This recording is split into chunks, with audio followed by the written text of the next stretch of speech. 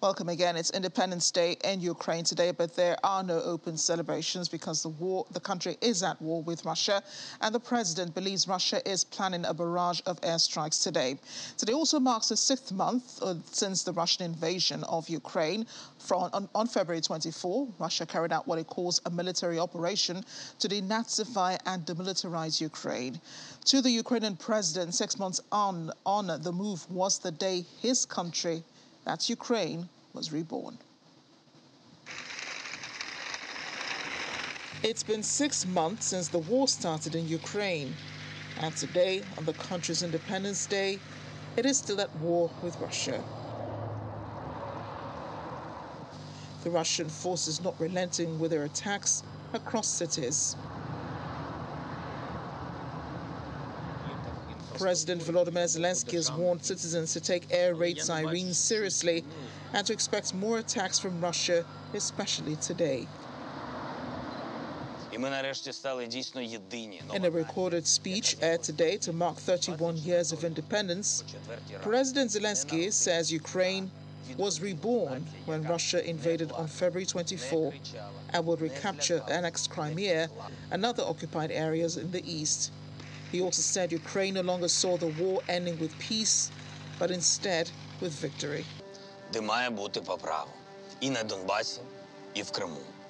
We finally became united. A new nation born on February 24 at 4 a.m. Not born, but reborn. A nation that did not cry, scream, nor take fright. One that did not flee, did not give up, and did not forget. What for us is the end of the war? We used to say peace, now we say victory. We won't look for mutual understanding with the terrorists, even though we understand the Russian language he came to defend, while killing thousands of people he came to liberate.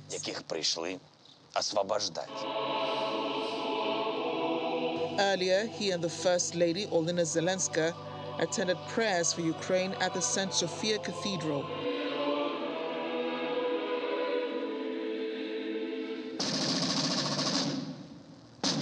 He and the First Lady also paid tribute to fallen soldiers at a memorial honoring victims of the Maidan Uprising.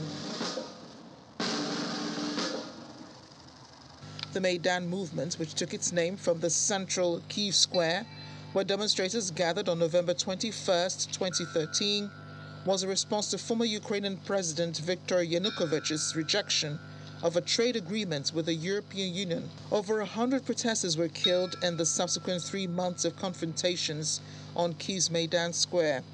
48 allegedly gunned down in February 2014 by police snipers who, according to the Ukrainian authorities, received direct orders from Yanukovych. The government has imposed a 2-day curfew starting Tuesday evening through to Thursday morning over fears Russia might attack on Independence Day. In Kharkiv, police officers were seen patrolling mostly deserted streets as the curfew came into force. Shelling could be heard during the patrol. There are no celebrations across the country as they've all been banned. Police were also seen patrolling the streets of Mykolaiv. And in Kyiv, air raid warning disrupted morning quietness, but the streets were unusually empty, following the warning of the possibility that Russia could launch fresh missile attacks on major cities. The government also laid out the hulks of burnt-out Russian tanks and armored vehicles like war trophies in central Kyiv in a show of defiance. Leaders around the world have been throwing their support behind the people of Ukraine today. First off is U.S. President Joe Biden, who confirmed the United States will be sending nearly $3 billion in a fresh package of weapons and equipment. It's the biggest tranche of American security assistance sent to Ukraine to date, according to a statement from the White House. President Biden says the money will allow Ukraine to acquire air defense and artillery systems and munitions, as well as radars and other hardware. European leaders have been sending their support via microblogging site Twitter. France's President Emmanuel Macron said Ukraine was defending the stability of the world. The German Chancellor Olaf Scholz pledged more weapons month by month, as well as further training for Ukrainian troops on Western military equipment. He's also pledged to aid Ukraine financially and help rebuild the destroyed cities and villages. His words were echoed by European Commission President Ursula von der Leyen, who said, "Together with you, we will rebuild your cities brick by brick and replant your gardens and fields seed by seed." Her colleague in the European Council, President Charles Michel, praised Ukraine for fighting for common European values and principles and pledged to support Ukraine as much as we can. His words. NATO Secretary General Jens Stoltenberg opened his message with a quote by Ukrainian poet Taras Shevchenko, concluding, "It makes a great difference to NATO, too." He went on to commit NATO's support for as long as it takes, describing Ukraine's fight as an inspiration to the world. Dear citizens of Ukraine, you are fighting to uphold your sovereignty and to protect your freedom in the face of naked aggression. We can never match the sacrifices you are making every day, but we can and we will stand by your side. Together with you, we will rebuild your cities, brick by brick, and replant your gardens and fields seed by seed. Thanks to your sacrifice, your children will grow up in a Ukraine that is just and free. There's a lot to do, but we can do it together. Europe is with you today and in the long run. Slava Ukraini. Dear Ukrainian friends, today is not a day to wish you a happy independence celebration, because you are suffering, you are fighting, and you are fighting to defend your homeland, to defend the future of your country and the future of your children. But you are also fighting to defend our common European values and principles. And that's why your family members are our family members. That's why your future is our common future. And that's why we want to support you as much as we can to protect and to defend your independence, your sovereignty, and your territorial integrity. We are with you. Slava Ukraini. Dear Ukrainians, dear friends, your great poet Taras Shevchenko wrote, "It makes great difference to me that evil folk and wicked men attack our Ukraine once so free, and rob and plunder it at will. It makes great difference to me." It makes great difference to NATO too. The Ukrainian armed forces and the whole Ukrainian people are showing tremendous courage and determination. And under President Zelensky's leadership, you are an inspiration to the world. You can continue to count on NATO's support for as long as it takes. Ukraine must prevail, and Ukraine will prevail. On your Independence Day, I wish you strength and success.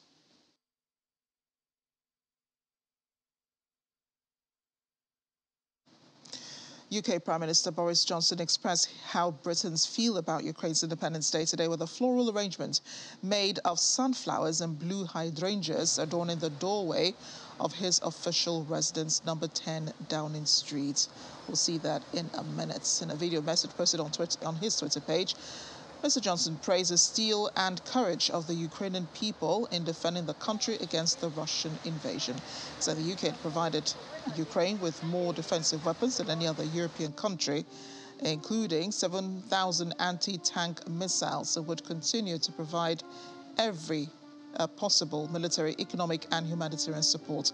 Boris Johnson is surprisingly in Kyiv today, meeting with President Zelensky. He's also announced £54 million military aid to Ukraine, with 200 drones to improve long-range surveillance and defensive targeting ability, amongst other military aid.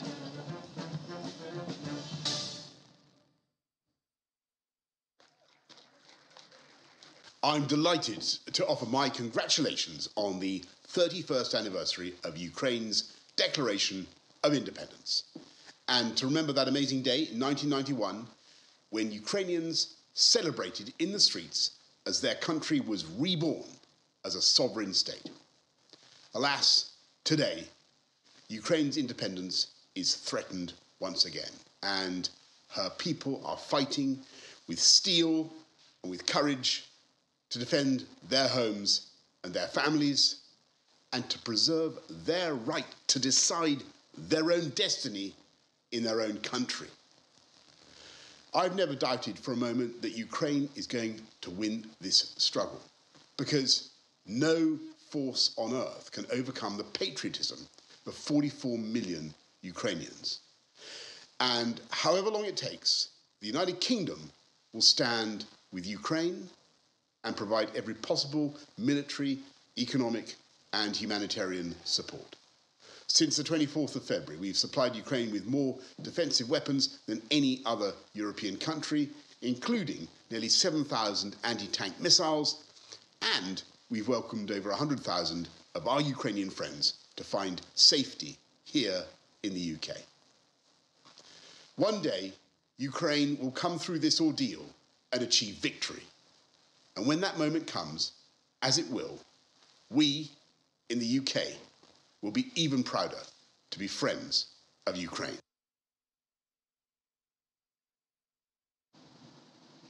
Joining me now is the VOA correspondent Anna Chernikova. She's in Kyiv. Anna, a happy Independence Day to you today. Thank you. Give us a sense of what the mood has been like in Kyiv. I mean, the president announced there will be no celebrations, but we've seen pictures of people holding small ceremonies, just marking the day in some way. Yes, well, a lot of people tried to leave big cities to the countrysides and spend time with their families, and a lot of people are actually spending time with their families, but still there are quite a lot of people who remain in the cities and in Kyiv in particular. And a lot of people are gathering around. Of course, there are no massive celebrations, and of course, people are more careful when they hear air raid sirens. And today, for instance, in Kyiv, as of now, it was 6 air raid sirens. The last one just ended before we started our conversation. So it's quite a noisy day in terms of the sirens today in Kyiv. But people are on the alarm, but they're not panicking and they're not afraid. This is for sure. People are trying to, mark this day. Of course, it's not about celebration, but marking this day, and people feel that this is exactly what they are fighting for, the independence itself. And independence celebrations under very dire circumstances. Earlier, we learnt that the air raid sirens, as you mentioned, were heard in Kharkiv. Some were also heard in Kyiv.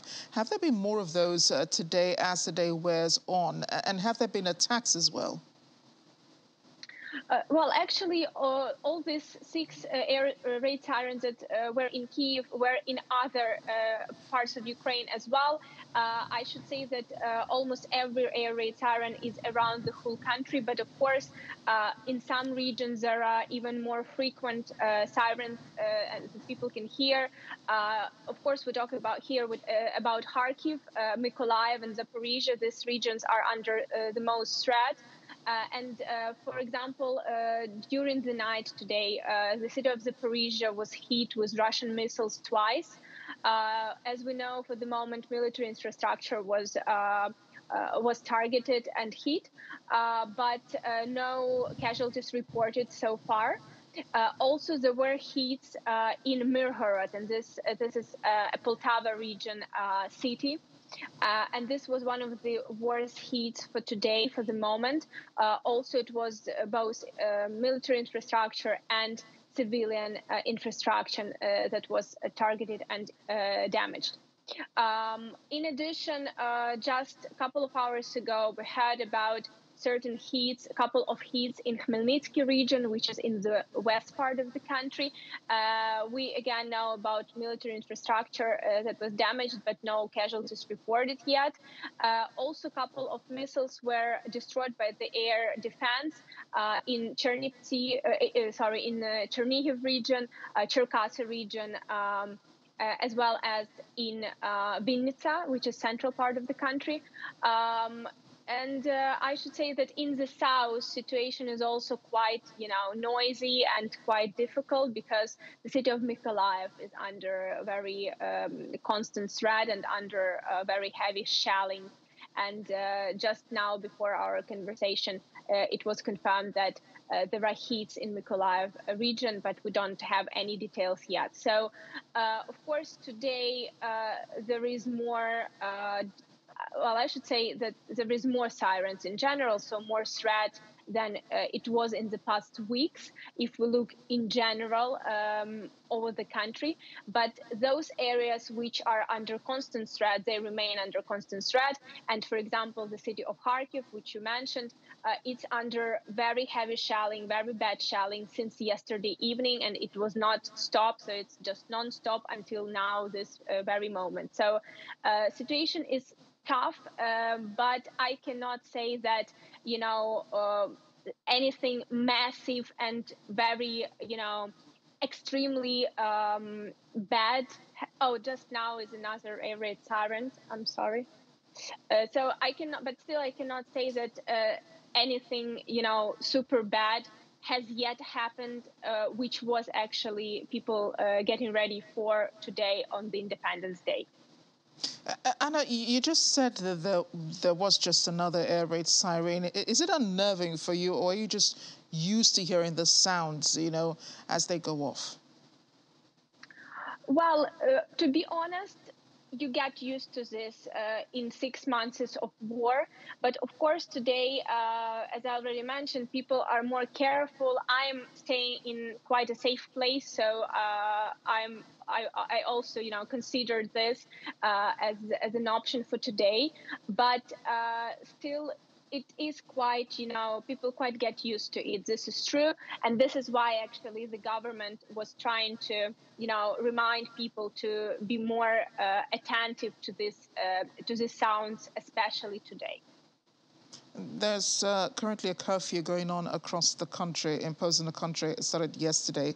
It ends tomorrow morning. But the president has been to the cathedral today, the Sofia Cathedral. He has honored fallen soldiers. He has also awarded golden stars, we'll talk about that in a moment, to Ukrainian soldiers and families of servicemen killed in the war.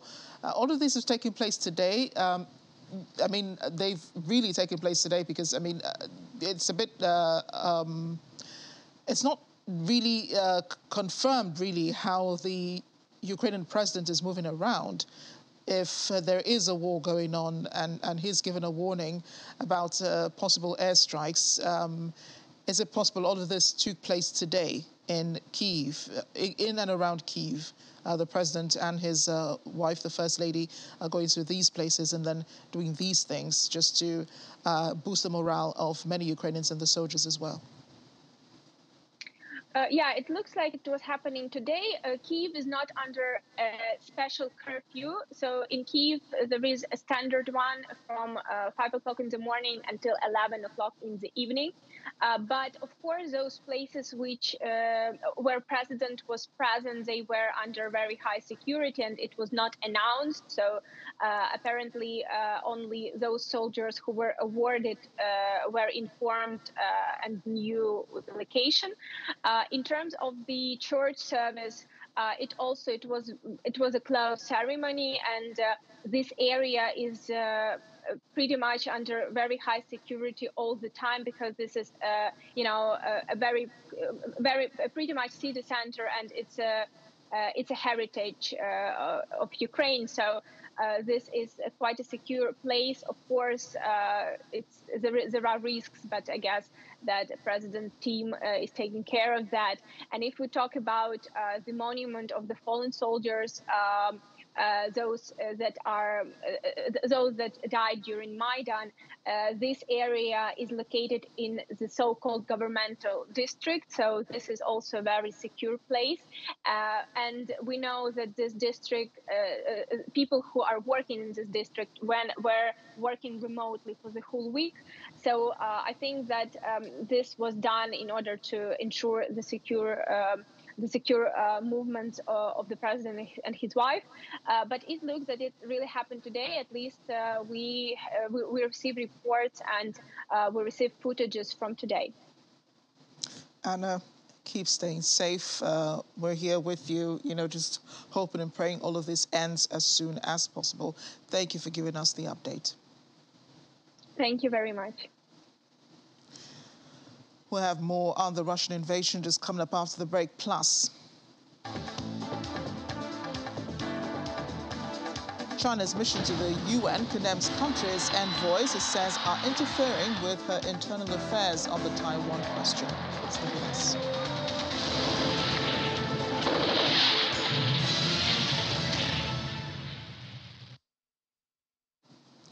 Welcome back. We're still covering the updates and developments out of Ukraine today. It's Independence Day and 6 months since the Russian invasion began on February 24. As I mentioned in my conversation with Anna, President Zelensky has been presenting family members of deceased soldiers and soldiers themselves with a Golden Star Award, also known as the Golden Star Order. It is presented by the President to servicemen of the Armed Forces of Ukraine. He told them, "I would like to thank you for that's in Ukraine's independence, half of a year of violence full-scale war, a year of violence full-scale war, 8 years of our country's heroic defense during the war in Donbass in the east, a generational fight for Ukraine. I'm asking you now to honor with a minute of silence all the Ukrainians who gave their lives for ours, to honor them with this minute." And it was followed shortly by a minute of silence.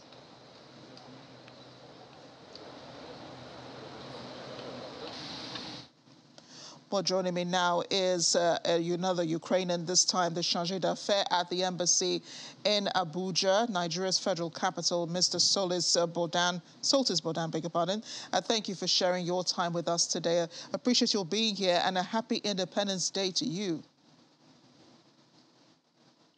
Thank you very much. It is an honor for me to address the people of Nigeria. And how are you feeling being so far from your home country, where celebrations are muted today because of the fear of possible missile strikes by Russia?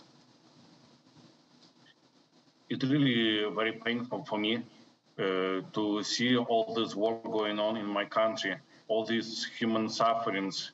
You see people get killed, people are losing their loved ones. And especially is that when I think more about this war, this is so ridiculous. I mean, this war does not bring anybody anything good. It just serves some ambition of the Russian leader, and that's all.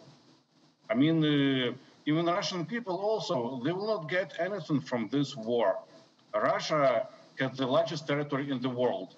The territory of Russia is 17 million square kilometers. It is 17 times bigger than the territory of Nigeria.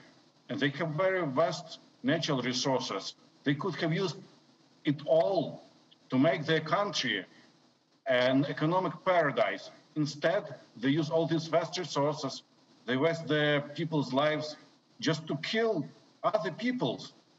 This is unspeakable, this is unbelievable that this is going on in the 21st century. We understand how you feel today, and I know many Ukrainians also feel, just as disappointed and angry and frustrated as you do.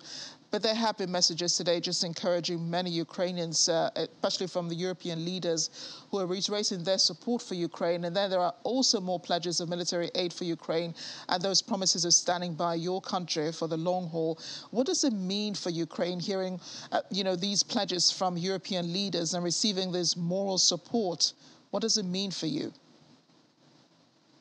it really means a lot for us that people in the world are supporting us, that they provide us with moral support, that they provide us with military support.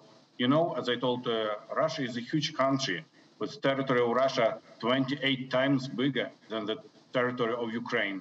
Population of Russia is more than five times bigger than the population of Ukraine. Russia spent all these years accumulating weapons and ammunition in order to start this war. And without the help from other countries, we would be in really big trouble. So we really appreciate any help. We are very thankful for everybody who helps us. And we believe that, you see, that if Russia reached its goal, then it would create horrible precedent. Then many other countries might think that, okay, if Russia got away with this, if Russia got away with attacking peaceful country just for its some imperial ambitions, then, okay, some other countries also can do it. And who will be the next victim? President Volodymyr Zelensky has been very courageous. He has been very consistent with his video addresses since the start of this war, sometimes chiding world leaders to impose more sanctions on Russia, calling for the country to be labeled a terrorist nation. He's also vowed to regain the Crimea region, saying the war started when Russia annexed Crimea in 2014. Do you feel the leaders should have done more to stop Russia back then? Because the president traces, what's happening today to what happened back then in 2014 when Crimea was annexed by Russia. I fully agree with such his position. I strongly believe that what we have today, this war that we have today, is because Russia believed that it got away with annexing Crimea back in 2014. It believed that it got away with occupying part of the territory of Ukraine, parts of Donetsk and Lugansk regions. So Russia got this feeling of impunity, as a result of which it decided to start this war now. You see, a Russian leader uses a lot of rhetorics and ideas which Hitler used 90 years ago when he started the Second World War. Russians also believed in blitzkrieg, that they would be able to take over Kiev in 3 days. The Russian militaries, some Russian militaries who were taken captive or killed in the combat in Ukraine, they carried with them their parade uniform. They thought that in 3 days they would do parades in Kiev, in the capital of Ukraine. So, back then in 2014, they were calling it hybrid war. They were calling it as frozen conflicts, things like that. So what we have today is direct consequence that not enough resolute actions were taken against Russia back then in 2014. And if Russia gets away with that today, then its appetite will grow, and it will keep attacking other peaceful nations. So it should not be allowed. I believe that all civilized people in the world want peace. And in order to have peace, we have to jointly stop Russia today. Is Ukraine behind the attacks, the recent attacks in the Crimea region? And was Ukraine also behind the killing of Daria Dugina? Okay. As far as the explosions in Crimea are concerned, the Ukrainian army never made any comments with this regard. And the Russians are saying that all these explosions were caused by reckless smoking by their soldiers. So what can I add? I think that Russian commanders in place can better see what happened in the military units. If the soldiers are reckless smokers, but what can I say? Personally, I think that smoking is a very harmful habit, and people should not smoke. As to Daria Dugina, well, first of all, before her murder, I have never heard about her. I've heard the name of her father, Not much. I just knew that there is such a voice of Russia, like a big person of propaganda, philosopher of Russian world.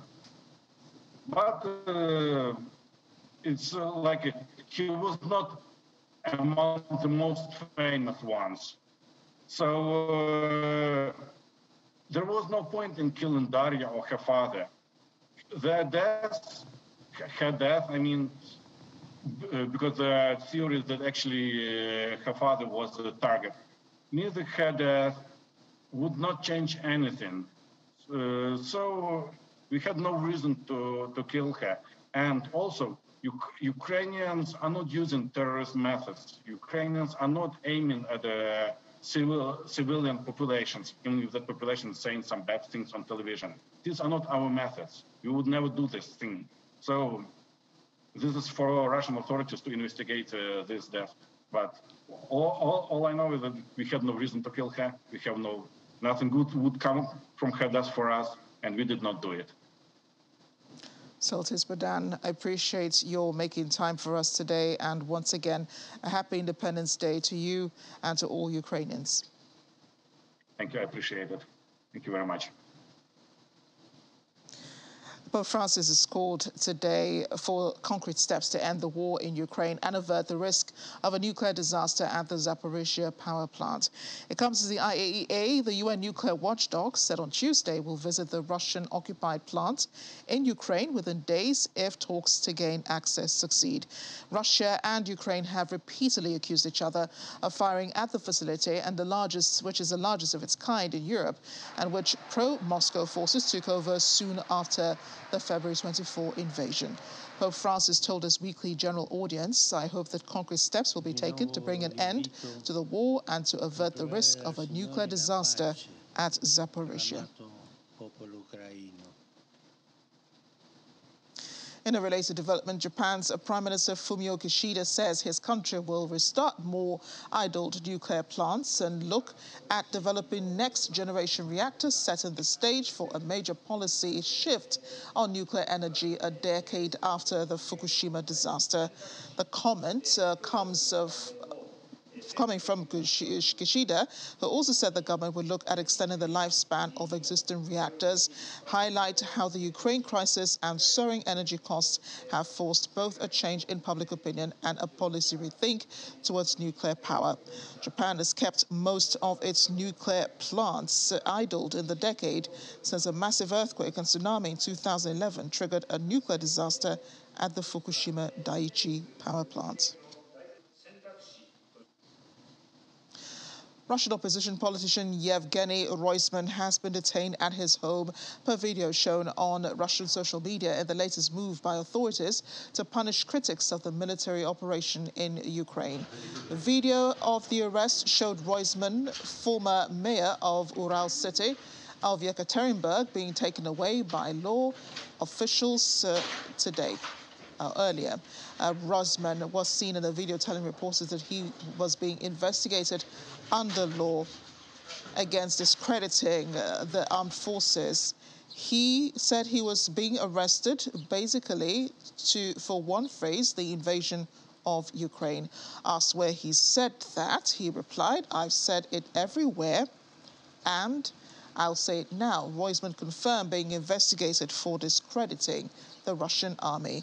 The offence, newly introduced after Russia's February 24 start of what it calls its special military operation in Ukraine, carries a prison sentence of up to 5 years.